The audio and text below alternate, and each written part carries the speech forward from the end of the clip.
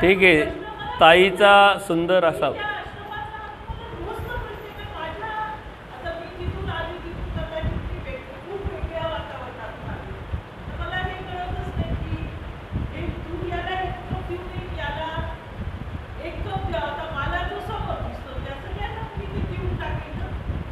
बघा, ताईचा प्रश्न सर्वसाधारण माणसांचा, नामधारक वासनिकांचा आहे.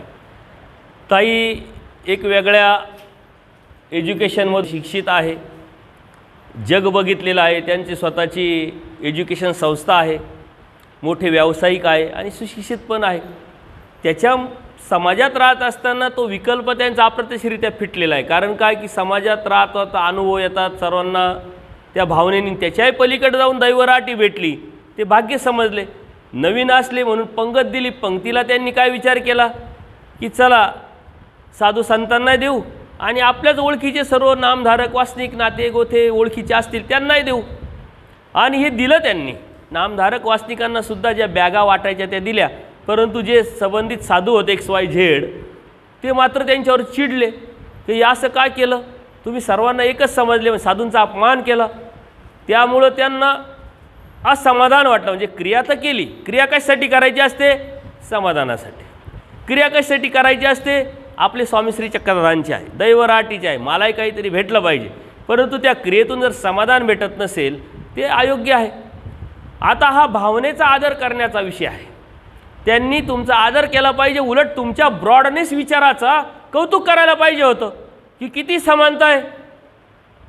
पैशाचा विचार करत नाही, केला नाही. जे साधू संतांना दिलं, नामधारक वासनिकाला दिलं. कारण जे वासनिक नामधारक आहे ते वासनिक आहे, वासनिक ते साधू संत होणार आहे. बरं, पैसा तुमचा, क्रिया तुमची, खर्च तुमचा, डोकं लावायचं कारण काय? पण त्यांच्या पाठीमागे सांगण्याचा उद्देश एकच होता का यांना द्यायची ऐवजी आणखीन याच्यावरती अधिक काय आम्हाला दिलं असतं तर चाललं असतं. भावात यातून काय होतं, कधी सुशिक्षित वर्ग जो आहे धर्मामध्ये आलेला किंवा येऊ पाहतोय त्यांच्या डोक्यात मात्र हे बसत नाही. आणि हे दररोजचे अनुभव आहे आमचे.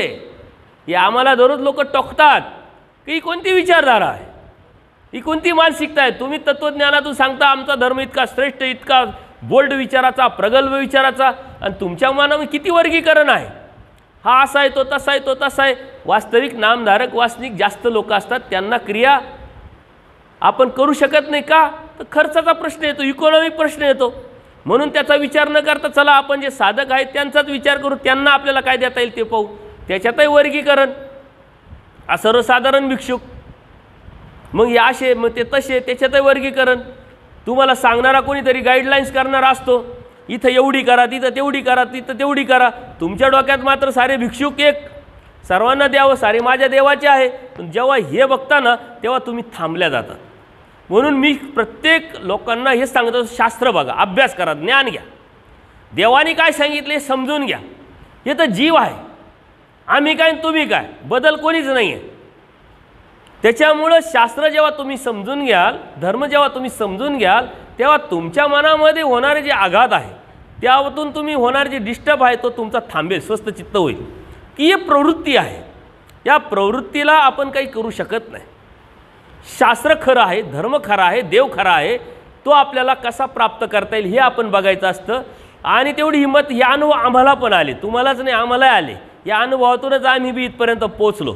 परंतु आम्ही बोलणारे तेव्हा पण होतो, आजही बोलतोय, उद्या बोलत राहणार आहे. त्यामुळे तिथंही बी आम्हालाही बी आजसुद्धा, आता आपलं सकाळचं सत्र झाल्याबरोबर मला एक जे माझे शुभचिंतक आहे, माझे विद्यागुरू आहे, विद्यागुरू मी समजतो, असे अनेक आहेत, त्यातले एक आहे, त्यांचा फोन आला आणि अर्धा तास फोन चालू होता या साऱ्या गोष्टीवरती. कारण त्यांना माहिती यांना डायरेक्ट फोन करता येत नाही, मग यांना फोन करा, त्यांना फोन करा, त्यांना फोन करा. फोन याच्यासाठी केला होता की भिक्षुक कोण, मी म्हटलं भिक्षुक, भिक्षुक ज्यांनी त्याग केला तो भिक्षुक. ही तुमची मानसिकता आहे, बाल भिक्षुक, हा त्यागी भिक्षुक, ही तुमची मानसिकता आहे. त्यांनी तर मला सांगितलं, तुम्ही उत्तर चुकीचं दिलं मला म्हणे. म्हणलं का? म्हणे तुम्ही असं सांगायला पाहिजे होतं का त्यागी भिक्षुक का भोगी भिक्षुक, भिक्षुक कोण हे सांगा म्हटले. म्हटलं मी डायरेक्ट एवढं नाही बोलू शकलो, कारण इथं भोग दिसतो, त्यांना त्यागी कसं म्हणायचं? जो त्यागी आहे तिथं भोग नाही, त्याला भिक्षुक कसं नाकारायचं हा प्रश्न आहे.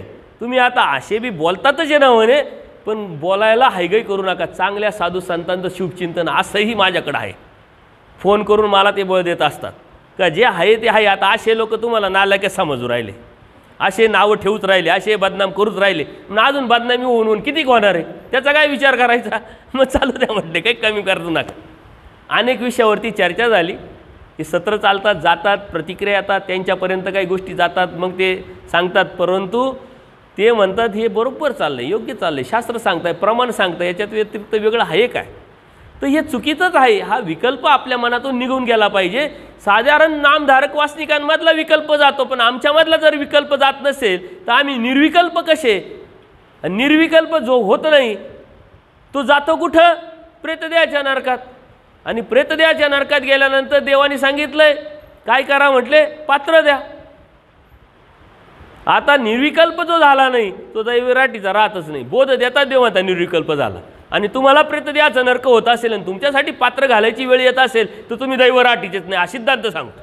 कारण कर्मराटीचा सिद्धांत आहे हा सिद्धांत हा कर्मराटीचा आहे. कारण ती क्रिया हेतूची आहे, हेतूची क्रिया देवतेची असते, देवतेची क्रिया ही कर्मराटीची असते. इथे येतो कुठं प्रश्न. बऱ्याचशा गोष्टी इकडं आल्या, त्याचा परिणाम आपल्यावर झाला, आपण निर्विकल्प व्हायलाच तयार नाही, त्यातून आपण बाहेर पडायला तयार नाही. म्हणून स्वामी श्री चक्रधरांचा विचार जो आहे तो अत्यंत प्रगल्भ आहे, बोल्ड आहे. तो समाजापर्यंत आपण घेऊ शकलो नाही, जाऊ शकलो नाही. का नेऊ शकलो नाही तर आपल्याला तो समजला नाही. म्हणून मानभावांनी पहिले स्वामी श्री चक्रधरांचे विचार पहिले समजून घेतलं पाहिजे. धर्म इतका मोठा आहे, श्रेष्ठ आहे, आचारांनी, तत्वांनी, सिद्धांतांनी, ज्ञानाने, मानवतेच्या अनुषंगाने तो समाजाभिमुख का झाला नाही. हे मानवांचं फेल्युअर आहे. मला समजलं नाही म्हणून मी सांगू शकलो नाही, दाखवू शकलो नाही, लक्षात आणू शकलो नाही. हे माझं फेल्युअर आहे, मी मानण्याला तयार नाही. यांनी धैर्य तयार केली, मानभावांनी समाजामध्ये धैर्य तयार केली. मला कमेंट येतात, अहो तुम्ही एवढं तत्त्वज्ञान सांगतात म्हटले, पण तुमचा मान व कोणाला जवळ करतो काही सांगा म्हटले. उलट मानवांमुळे समाजामध्ये दरी निर्माण झाली म्हटली. तुम्ही देवता सांगतात, आता अन्य लोक सांगतात ह्याला चालत नाही, त्याला चालत नाही, का चालत नाही हे सांगते नाही म्हटलं. अशा कमेंट्स मला बरेच येतात अन्य लोकांच्या. किंवा ज्या घरामध्ये धर्म आहे, धार्मिकता आहे, परंतु सुशिक्षित मुलं आहे, इंजिनियर आहे, डॉक्टर्स आहे, त्यांच्या डोक्यात त्या गोष्टी बसत नाही. ते म्हटले साधूंकड पाहण्याची नजर सर्वसामान्य माणसांची काय आहे, अत्यंत बोल्ड विचार, प्रगल्भ विचार, समान दृष्टी. आणि तिथंच वर्गीकरण करायला जेव्हा तुम्हाला आम्ही लावतो तेव्हा तुमची ही भावना कमी होते. आणि मग तुम्ही काय विचार करता, जाऊ द्या कुठं डोकं लावता, चाललंय चालू द्या. कोणी बोलतं, कोणी बोलतच नाही. म्हणून मग सुरक्षित अंतर ठेवून चालणारे असे बरेच लोक मला भेटले की आम्हाला हे खटकत होतं, परंतु खटकत असताना काही उत्तर सापडत नसल्यामुळं मग आम्ही त्यांच्यामध्ये मिक्स झालो आणि चाललंय. मग नदी ज्या बाजूनी वाहते तिकडं वाहत जायचं, परंतु नदी वाहते त्या बाजूनी वाहणारा मानव कधीच नसतो. समाजाच्या उलटं बघा, विचार करा. सारा समाज काय म्हणतो, सारे एक आहे, अद्वैतवाद मांडला. शंकराचार्यांनी त्याच्यावरती शिक्कामोर्तब केलं. दत्तात्रयप्रभूंचा प्रसन्नतेने उलट शिक्कामोर्तब केलं. आणि ह्या अद्वैतवादामध्ये, या कर्मकांडाच्या, विधीच्या, अंधश्रद्धेच्या सृष्टीमध्ये परमेश्वराने अवतार घेऊन हे सारं खोडलं. म्हणजे अप्रत्यक्षरित्या काय, उलटं तत्त्वज्ञान, उलटं रस्ता सांगितलेला आहे की काय आहे तत्त्वज्ञान, कशासाठी आहे, काय धर्म आहे, कोणाचा धर्म आहे, खरा धर्म कोणता, हे सर्व सांगितलं आहे. आणि आपण मात्र त्यांच्यातच त्याच नदीमध्ये त्या नदीमध्ये हात धुवायला लागलो आणि आपलं उखळ पांढरं करायला लागलो. तर आपण दैवराटीचे आहे का, स्वामी श्री चक्रधरांचे आहे का. स्वामी श्री चक्रांचा परिवार, स्वामी श्री चक्रांचा विचार हा खूप मोठा आहे, तुमच्या मानभावांच्या मर्यादेत बसणारा नाही. अनंत ब्रह्मांडांचे नायक म्हणायचं आणि 4 जिल्ह्याच्या व्यतिरिक्त 5व्या जिल्ह्यात स्वामी नाही आहे. ही शोकांतिका आहे. याच्या पाठीमागचं कारण काय, याच डोमेग्राममध्ये स्वामी श्री चक्रधरांनी पूजनीय माईम भटांना निमित्त करून साऱ्या जगाला तत्त्वज्ञान सांगितलं. पूर्वी प्रकरण काय आहे, कवने करणे मुंचीचे ना, म्हणजे सारे धर्म जे आहे आजपर्यंत ते खोडले देवानी. एक परमेश्वर हा सिद्धांत सांगितला. तो परमेश्वर कसा आहे, काय आहे, कसा होतो हे सांगितलं आहे, आणि तो कोण आहे, हा मी आहे हे बी सांगितलं आहे.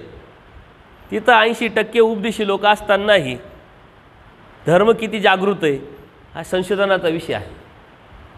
याचं कारण नामधारिक वासनिकांचा दोष नाही आहे, हा आमचा दोष आहे. आम्ही घेतला पाहिजे.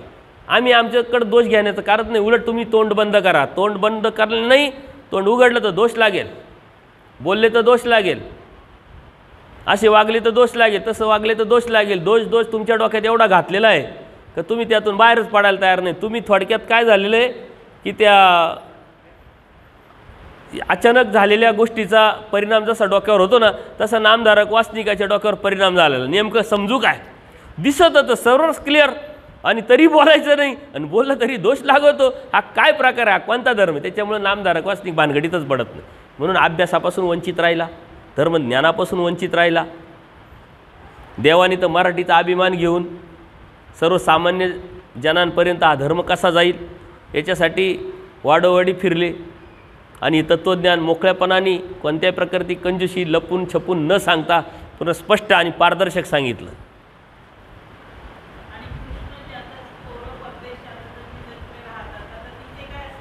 पुन्हा विकल्प आपल्या मनातून काढणं हा धर्म हे लक्षात घ्यायचा आहे. दंडोत. हां बोला ताई, बोला.